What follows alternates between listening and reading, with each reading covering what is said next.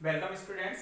तो हमने इससे पहले प्रीवियस लेक्चर में बात की थी z² a ग्रेटर देन आया था 53। ये आया था, ये स्वतः सममित विखंडन के लिए आवश्यक शर्त है कि कोई भी न्यूक्लियस जिसके लिए उसका परमाणु क्रमांक z है, द्रव्यमान संख्या a है, तो उसके लिए अगर ये पालना हो रही है तो उसका स्वतः सममित विखंडन हो सकता है। हम ये कह रहे थे और इसको हमने किससे यूज किया था, पहले आ रहा था z² a ग्रेटर देन 15 आ रहा था, फिर इसमें हमने मॉडिफिकेशन किया था, संशोधन किया था, फिर ये आया था और उसके लिए हमने यूज किया था किसको, विभव प्राचीर। किसको यूज किया था हमने, विभव प्राचीर को। उसके लिए एक ग्राफ चल रहा था इस तरह से, ई में और आर में हम ग्राफ खींच रहे थे, तो वो ग्राफ कुछ इस तरह से आया था। इस तरह से वो ग्राफ चल रहा था, यहाँ पर लगातार उसमें क्या हो रही थी, कमी हो रही थी। इसको बोल रहे थे हम विभव प्राचीर की ऊंचाई। तो जस्ट टच की जो अवस्था में थे दोनों न्यूक्लियस, उस स्थिति में इसकी R1 और R2 या RR मान रहे थे, दोनों स्वतः सममित था, स्वतः सममित विखंडन था, तो दोनों समान थे, इसलिए दोनों की रेडियस भी क्या होगी, यहाँ पर समान होगी। इस तरह से था। इस पर बेस एक क्वेश्चन करते हैं, तो क्वेश्चन डालकर लिखें, उसमें इसी से रिलेटेड क्वेश्चन है, विभव प्राचीर से रिलेटेड। तो उस क्वेश्चन को लिखें, न्यूट्रॉन प्रेग्रण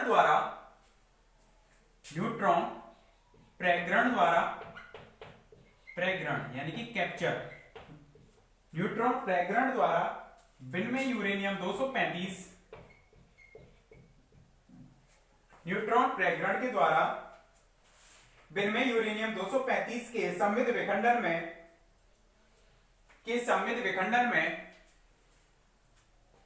विखंडन उत्पाद से, न्यूट्रॉन प्रेग्रण द्वारा विनिमय यूरेनियम 235 के सममित विखंडन में विखंडन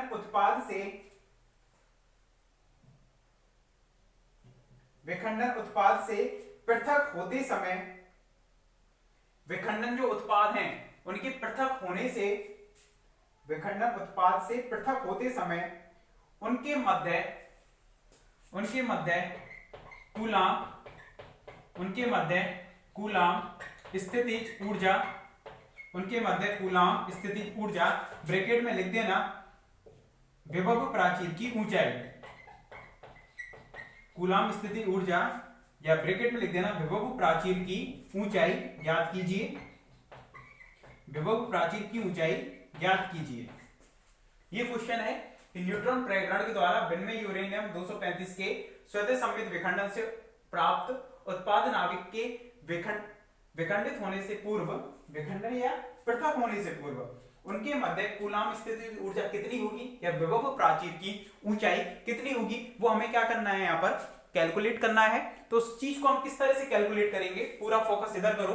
देखो कि एक विनिमय यूरेनियम 235 है, ये विनिमय यूरेनियम 235 है और क्या कह रहा है, न्यूट्रॉन के कैप्चर द्वारा एक न्यूट्रॉन की बौछार करा रहे हैं इस पे, और विनिमय यूरेनियम 235 किस में टूट गया, दो स्वतः सममित विखंडन में, जैसा क्वेश्चन कह रहा है उसी तरह से वो दोनों में टूट गया। तो यदि इसका परमाणु क्रमांक Z और A है, द्रव्यमान संख्या A है, तो ये कितने में स्वतः सममित विखंडन हो रहा है, तो Z/2 और A/2 हो जाएगा, और ये भी कितना हो जाएगा, Z/2 और A/2 हो जाएगा। और उनकी रेडियस हमने मान ली कितनी है, इसकी भी R है और इसकी भी कितनी है, R है, क्योंकि वो खुद कह रहा है स्वतः सममित विखंडन, मतलब दोनों स्वतः तो नहीं हो रहा है, न्यूट्रॉन कैप्चर के द्वारा हो रहा है, लेकिन सममित है। सममित से मतलब समान प्रकार के दो न्यूक्लियस में टूटेगा। तो विभव प्राचीर की ऊंचाई क्या होगी, जब वो जस्ट टच की अवस्था में होंगे, तब उनके मध्य कितनी कूलाम स्थितिज ऊर्जा काम कर रही है, वह कूलाम स्थितिज ऊर्जा ही क्या कहलाएगी, विभव प्राचीर की ऊंचाई कहलाएगी। मतलब ये जो आ रहा था ग्राफ में इस तरह से, तो ये वाली जो डिस्टेंस है, तो ये कितने के बराबर थी, कूलाम स्थितिज ऊर्जा के बराबर थी। तो ये डिस्टेंस हमें निकालनी है। अतः जस्ट टच की अवस्था में कूलाम स्थितिज ऊर्जा विभव प्राचीर की ऊंचाई कहलाती है, विभव प्राचीर की ऊंचाई कहलाती है। ठीक है, इसलिए इसी जो कूलम स्थितिज ऊर्जा होगी वो कितनी होती है, K Q1 Q2 upon R, K Q1 Q2 upon small r। तो कितना हो जाएगा इन दोनों के मध्य कूलम स्थितिज ऊर्जा, K Q1 कितना है Z/2E, इस पर चार्ज कितना होगा Z/2E, इस पर भी Z/2E, दोनों के बीच की डिस्टेंस कितनी हो जाएगी R प्लस R यानी कि 2R। ये हो जाएगा, इनकी वैल्यू हम थोड़ा और सॉल्व कर लेते हैं इसको। K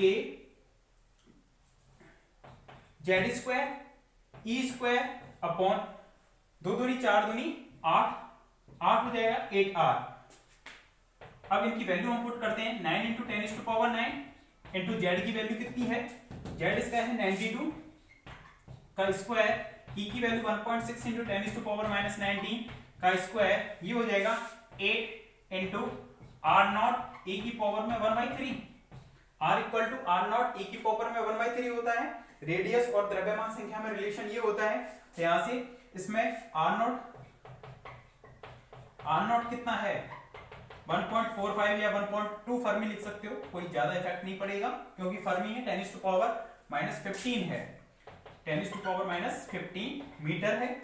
और ए का मान कितना होगा यहाँ पर 235, कितना 235, इसका 1/3 करना है, वर्ग घनमूल लेना है।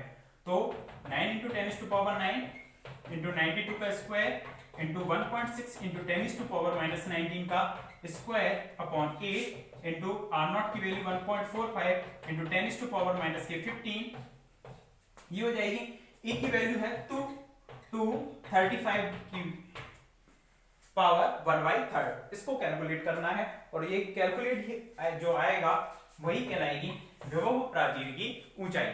तो क्वेश्चन को कंप्लीट करो, इसको पहले चित्र को बनाओ, इसको चित्र को बनाओ और पूरा कैलकुलेट करो इसको। इसका आंसर आएगा 214.3 इंटू 10 की पावर 6 इंटू 1.6 इंटू 10⁻⁻19। इस तरह से, या पहले ऐसे करें, यहां पर जो एनर्जी जो आएगी आपकी ये आएगी 214.3 इंटू 10⁻6,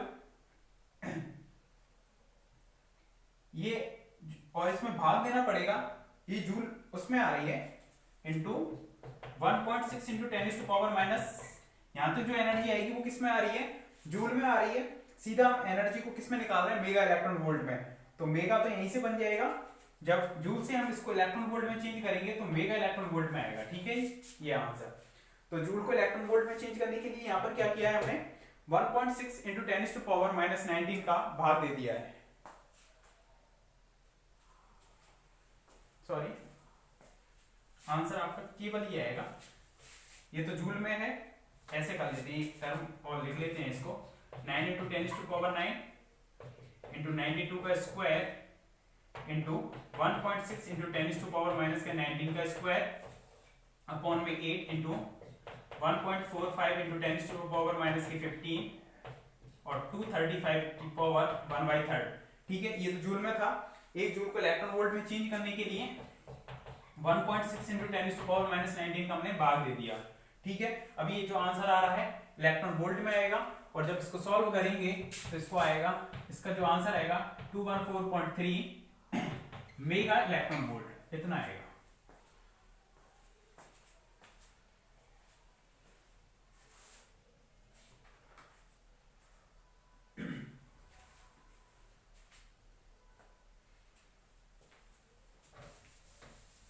पूरा बता रहे हैं इसको।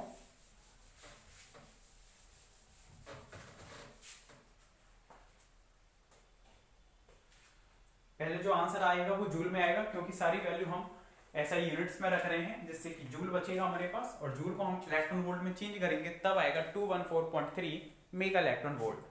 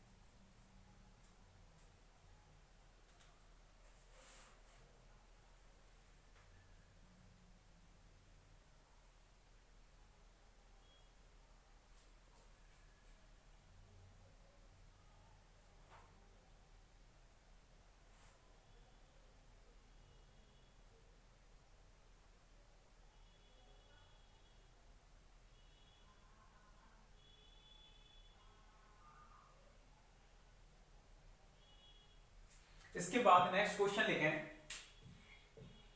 नेक्स्ट क्वेश्चन लिखो 88 रेडियम 226 परमाणु क्रमांक दिया हुआ है, द्रव्यमान संख्या दी हुई है 88 रेडियम 226 नाभिक के अंदर से अल्फा कण उत्सर्जन के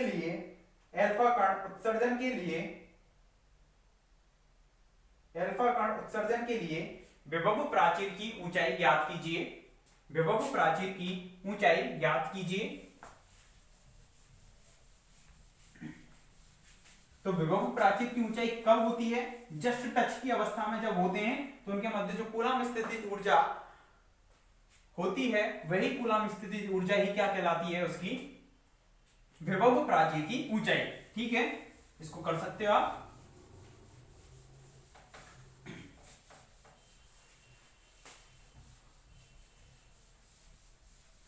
विभव प्राचीर की ऊंचाई वो कहलाती है। अब 88 रेडियम 226 दिया हुआ है और इससे अल्फा कण निकल रहा है, तो इसको हमने मान लिया एक रेडियम है, इससे अल्फा कण निकल गया, ये अल्फा कण निकल गया और बचा कुचा नाभिक है या परमाणु है वो ये रहा। ठीक है, तो सही से बना देता हूं मैं इनको जरा। अल्फा कण छोटा होगा और वो बड़ा होगा, इसकी तुलना में तो छोटा ही हो जाएगा ये, इस तरह से। ठीक है, इस तरह से इसमें से ये अल्फा कण निकला। अल्फा कण का मतलब क्या होता है? 2 प्रोटॉन प्लस 2 न्यूट्रॉन निकल गए इसमें से। ठीक है, तो इसका परमाणु क्रमांक कितना होता है? 2He4 ही तो होता है। ये क्या लिखते हैं इसको? 2He4। तो इसका जो Z है इसके लिए कितना होगा? 2 होगा। और इसकी रेडियस हमने मान ली, इसकी और इसकी मान ली, इसको बाहर लिख देते हैं। अल्फा कण है यानी कि 2 प्रोटॉन प्लस 2 न्यूट्रॉन, इसकी रेडियस हमने मान ली R2, इसकी रेडियस मान ली हमने R1। इस तरह से जस्ट टच की अवस्था में है तब इसका परमाणु क्रमांक तो कितना हो जाएगा? Z1 इक्वल टू कितना हो जाएगा? इसका 88 है, रेडियम 226 है तो 88 है इसका, Z इक्वल टू 88, तो Z1 कितना बचेगा? 86 और 2 इसमें चला जाएगा, Z2 इक्वल टू कितना हो जाएगा? 2। अतः विभव प्राचीर की जो ऊंचाई है, विभव प्राचीर की ऊंचाई, इस वाली स्थिति में कूलम स्थितिज ऊर्जा याद कर लो। विभव प्राचीर की ऊंचाई यानी कि ब्रैकेट में लिख सकते हैं हम जस्ट टच की अवस्था में कूलम स्थितिज ऊर्जा, जस्ट टच की अवस्था में कूलम स्थितिज ऊर्जा। विभव प्राचीर की जो ऊंचाई है वो जस्ट टच की अवस्था में कूलम स्थितिज ऊर्जा होगी। तो इस स्थिति में हमें कूलम स्थितिज ऊर्जा निकालनी है तो वो कितनी होगी? देखो EC equal to K Z1E Z2E K Q1 Q2 upon R, और R कितनी होगी? इन दोनों के बीच की डिस्टेंस, केंद्रों के बीच की डिस्टेंस ली जाती है R1 प्लस R2। तो EC इक्वल टू कितना हो जाएगा? K Z1 Z2 E square upon में R1 प्लस R2। R1 कितने के बराबर होगा? R0 A1 की पावर में 1/3, A1 की पावर में 1/3, और दूसरा हो जाएगा इसका R0 प्लस में है ये R0 A2 की पावर में 1/3। इसके लिए हमने मान लिया A1 और इसके लिए मान लिया हमने A2। तो इसका A2 कितना होगा और A1 कितना होगा? अल्फा कण होता है 2He4, तो इसका A2 तो कितना काम कर जाएगा? 4। A2 कितना होगा इसके लिए? 4। और A1 कितना हो जाएगा इसका? A1 226 में से 4 घटाना है यानी कि 222 222 हो जाएगा।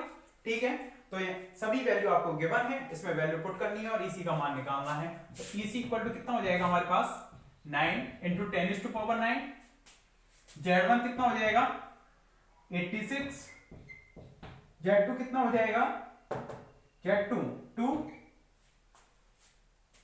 ठीक है, इंटू 1.6 × 10⁻⁻19 का स्क्वायर अपॉन R0। R0 की वैल्यू 1.45 × 10⁻⁻15 ये हो जाएगा।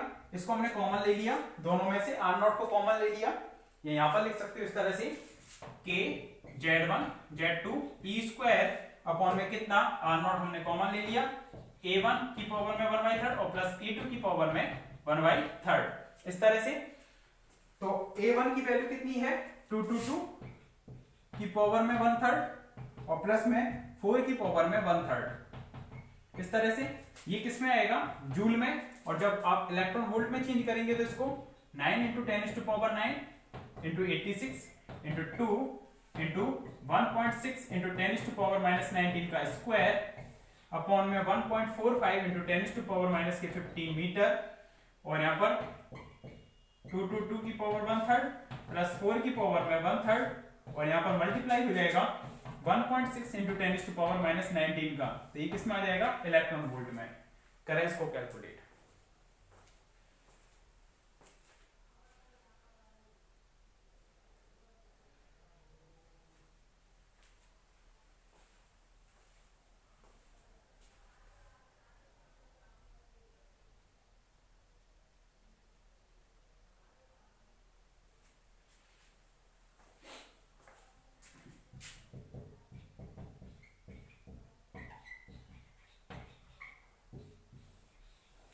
इसका जो आंसर आएगा 22.3 मेगा इलेक्ट्रॉन वोल्ट।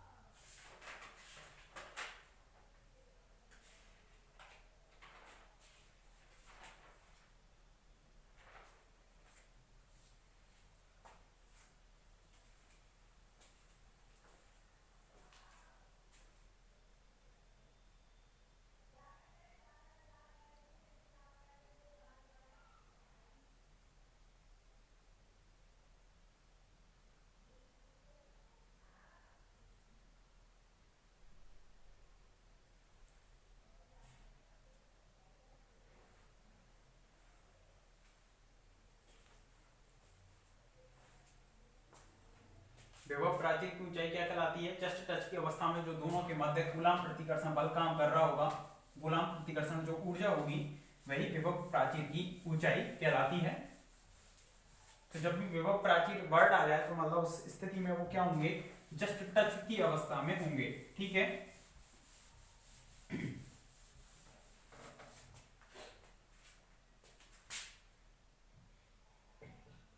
इसके बाद नेक्स्ट हेडिंग डालनी है द्रव बूंद मॉडल के आधार पर। ये पढ़ाया था मैंने, लिक्विड ड्रॉप मॉडल और सेल मॉडल दोनों पढ़ाए थे। तो द्रव बूंद मॉडल के आधार पर नाभिक के विखंडन की व्याख्या। तो हम कह रहे थे जिस तरह से एक द्रव की बूंद है, बड़ी बूंद छोटी बूंदों में विभक्त हो जाती है, तो उसको मान सकते हैं नाभिक का विखंडन की तरह। इसी तरह से दो छोटी बूंद आपस में मिलकर एक बड़ी बूंद का निर्माण करती हैं, उसको मान सकते हैं नाभिक के संलयन की तरह। तो द्रव बूंद मॉडल के आधार पर हम नाभिक के विखंडन की व्याख्या करेंगे। पहले किसकी? नाभिक के विखंडन की व्याख्या। कि नाभिक के विखंडन किस तरह से होगा उसको लिक्विड ड्रॉप मॉडल के आधार पर हम समझेंगे।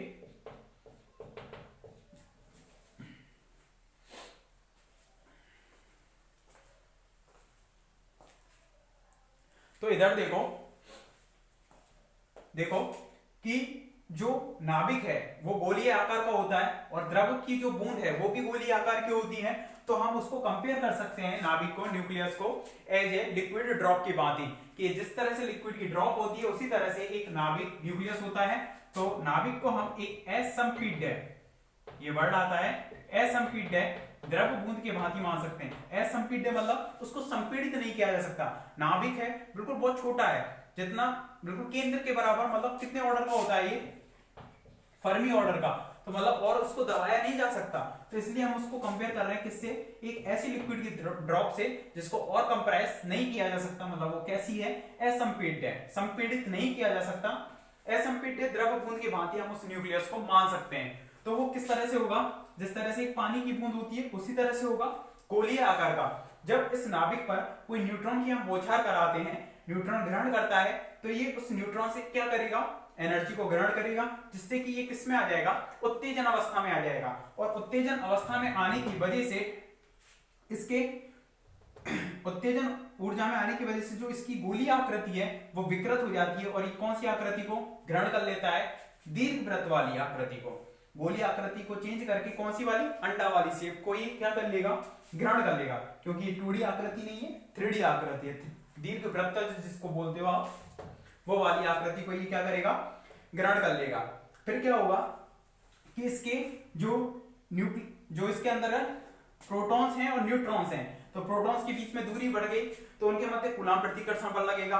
लेकिन अभी भी नाभिक के अंदर बने हुए हैं तो उन पर नाभिकीय आकर्षण बल भी लगेगा, तो नाभिकीय आकर्षण बल भी लग रहा है और कूलाम प्रतिकर्षण बल। तो एक बल तो उनको कंप्रेस करने की कोशिश कर रहा है, मतलब गोलीय आकृति में लाने की कोशिश कर रहा है, और कूलाम प्रतिकर्षण बल उसकी आकृति को विकृत करने की कोशिश कर रहा है। तो यदि उत्तेजन ऊर्जा का मान अधिक है तो क्या करेंगे, यहाँ पर जो कूलाम प्रतिकर्षण बल है उसका मान बढ़ जाएगा, कूलाम प्रतिकर्षण ऊर्जा का मान बढ़ जाएगा, किसकी तुलना में, नाभिकीय बल की तुलना में, जिससे कि इसकी जो आकृति है और विकृत हो जाएगी और वो इस आकृति को ग्रहण कर जाएगा। सही से बनाते हैं इसको, इस तरह से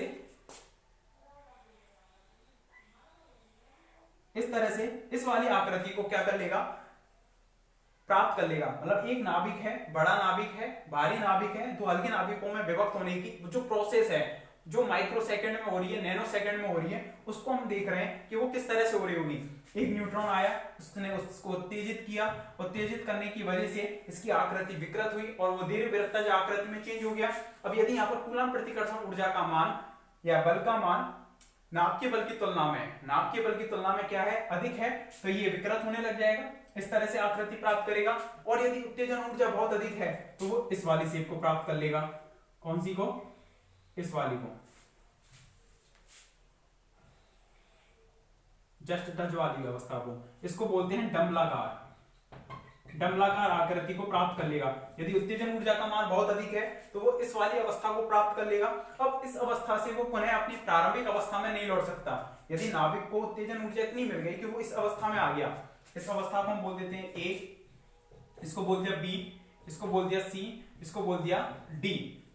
यदि कोई भी नाभिक इस वाली अवस्था को प्राप्त कर लेता है तो वो पुनः अपनी प्रारंभिक अवस्था में लौट नहीं सकता, तो वो इसी में बना रहेगा और इससे आगे वो दो हल्के नाभिकों में क्या हो जाएगा, विभक्त हो जाएगा। तो इस वाली अवस्था में अगर पहुंच गया तो वो रिवर्स नहीं हो सकता, गोलीय आकृति को दोबारा प्राप्त नहीं कर सकता। अगर वो यहां तक है तब संभावना है कि वो यहां तक पहुंच सकता है दोबारा, अगर नाभिकीय बल का मान वहां पर बढ़ जाए, उत्तेजन ऊर्जा इतनी पर्याप्त नहीं है, इतनी नहीं मिली है कि वो इस अवस्था में आया हो, यहां तक ही पहुंचा है, तो वो पुनः अपनी गोलीय आकृति को प्राप्त कर सकता है। क्योंकि न्यूक्लियर जो फोर्स है वो कैसा फोर्स है, न्यूक्लियर जो फोर्स है वो कैसा है, एक प्रबल बल है, तो प्रबल बल होने की वजह से वो पुनः अपनी आकृति को प्रदान करवा देगा उसको। अगर उत्तेजन ऊर्जा बहुत अधिक है, न्यूक्लियर फोर्स के सामने वो अधिक है, मतलब न्यूक्लियर फोर्स फीका पड़ गया उसके सामने, तो वो इस वाली अवस्था को प्राप्त कर लेगा। इस वाली अवस्था को नाम देते हैं यहाँ पर क्रांतिक अवस्था। क्या नाम देते हैं इसको, क्रांतिक अवस्था। अगर वो क्रांतिक अवस्था को पार कर गया तब 100% उसका नाभिक का क्या हो जाएगा, दो हल्के नाभिकों में विखंडन हो जाएगा, दो हल्के नाभिकों में विखंडन हो जाएगा। तो द्रव बूंद मॉडल के आधार पर हमने नाभिक के विखंडन की किसको बताया, व्याख्या को बताया। इस तरह से एक गोलीय नाभिक दो हल्के नाभिकों में टूट सकता है यदि उसको मिलने वाली उत्तेजन ऊर्जा सफिशिएंट है। ठीक है, तो नाभिक को अगर कोई भी इतनी उत्तेजन ऊर्जा मिल रही है ताकि वह कौन सी अवस्था में आ जाए, क्रांतिक अवस्था में आ जाए, तो इस ऊर्जा को नाम देते हैं यहां पर कौन सी ऊर्जा, सक्रियण ऊर्जा। कौन सी एनर्जी देते हैं इसको नाम, सक्रियण ऊर्जा। ठीक है, यहां तक ये कंप्लीट हो गया। इसको हम लिखेंगे, इसमें लिख नहीं पाएगा, चलो थोड़ा बहुत लिख लेते हैं, इसको पूरा नहीं लिख पाएगा। लिखें, द्रव बूंद मॉडल के आधार पर नाभिक को, द्रव बूंद मॉडल के आधार पर नाभिक को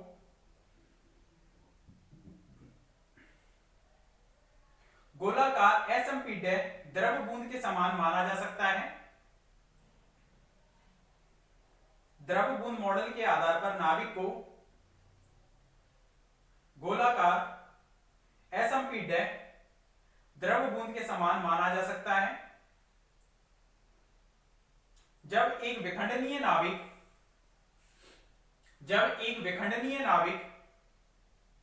न्यूट्रॉन ग्रहण करता है, तो इसकी आंतरिक संरचना में परिवर्तन होता है, जिससे यह उत्तेजित अवस्था में आ जाता है, तथा नाभिक की गोलीय आकृति विकृत होने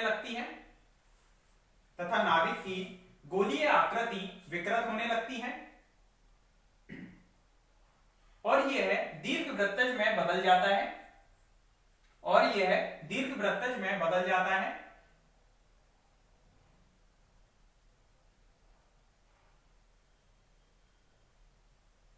नेक्स्ट लाइन में लिखना, नाभिक के अंदर नाभिकीय बल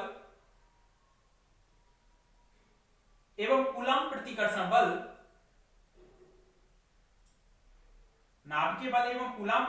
बल एक दूसरे को संतुलित करते हैं।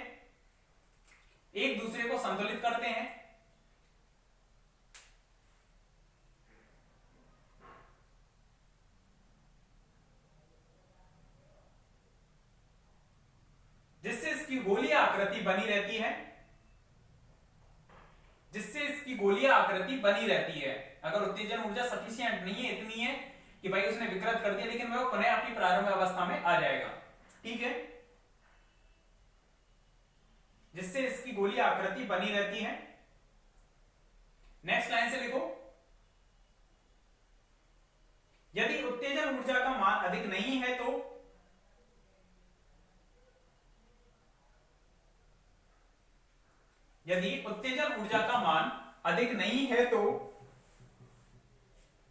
नाभिकीय बल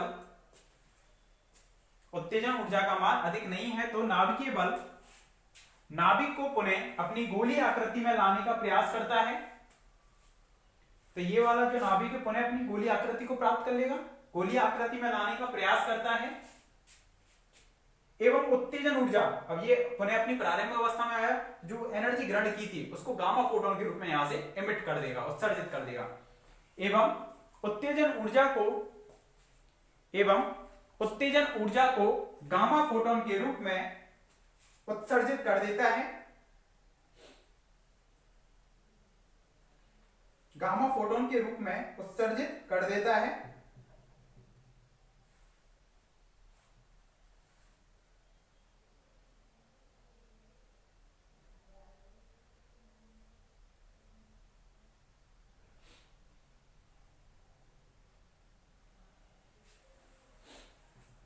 डम्बलाकार वाली शेप ये नहीं है, डम्बलाकार ये टाइप से होता है, डम्बल इस टाइप का होता है। सी वाली जो अवस्था है वो डम्बलाकार कहलाती है। यहाँ पर डम्बलाकार, ये तो क्रांतिक अवस्था कहलाती है, 8 वाली शेप है। ठीक है, डम्बलाकार ये होगी सी वाली। देखें इसमें आगे, यदि उत्तेजन ऊर्जा का मान बहुत अधिक है तो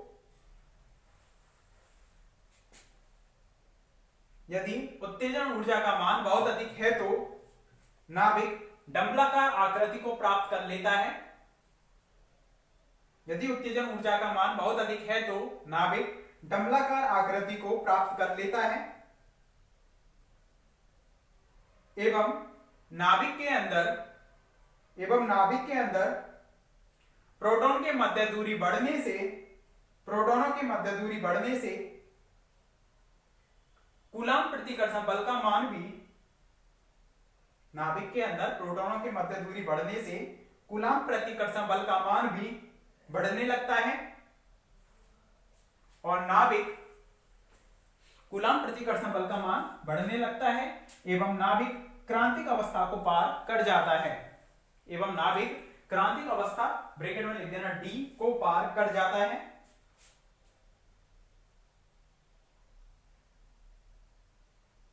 नाभिक अपनी क्रांतिक अवस्था को पार कर जाता है।